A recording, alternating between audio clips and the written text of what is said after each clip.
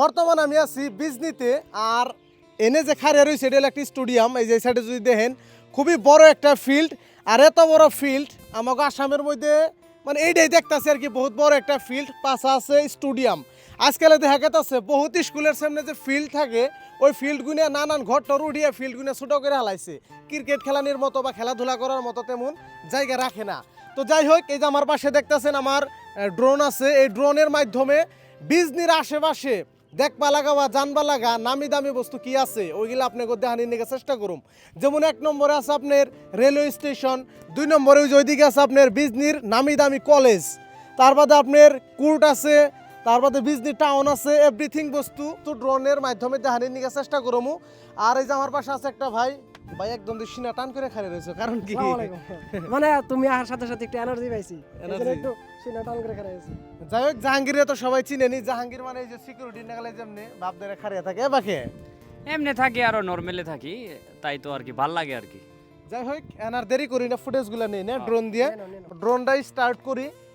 ই কই রাখছো মোবাইলটা কই রাখছো? ড্রোন অন করে হালাইলাম। এই কয়দিন যে ড্রোন উড়াইছি মানে হাতের থেকে উড়িয়ে দিছি, আজকে ফার্স্ট এই যে একটা দেখতেছেন খুঁটির উপরে রাখছি, এখান থেকে উড়ামু। বিসমিল্লাহির রহমানির রহিম দিলাম উড়িয়া।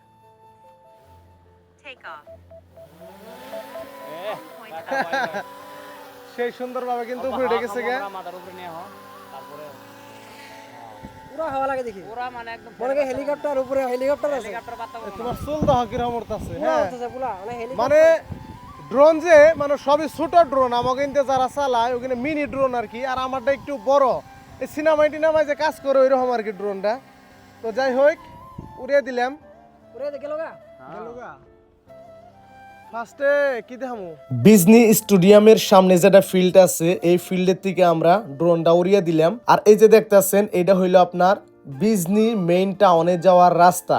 এই যে দেখতেছেন বিজনি টাউনটা দেখতে কিন্তু অনেক বড়, মানে ড্রোনের মাধ্যমে ক্যাপচারি করবার নিগা পারতাছি না। আমি মিনিমাম আপনার 40 মিটার উপরে আছি, তার বাদেও মানে সম্পূর্ণ দেখা যাইতেছে না।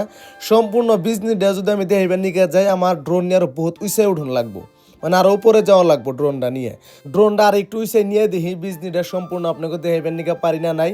একটু চতুর সাইড ঘুরিয়েও আপনাকে দেখামু। এই যে দেখতেছেন আমি কিন্তু লাহে লাহে উপরের দিকে নিতেছি ড্রোনটা, আর ড্রোনের মাধ্যমেই সম্পূর্ণ বিজনিটা আমি আপনাকে দেখানোর নিগা চেষ্টা করুম।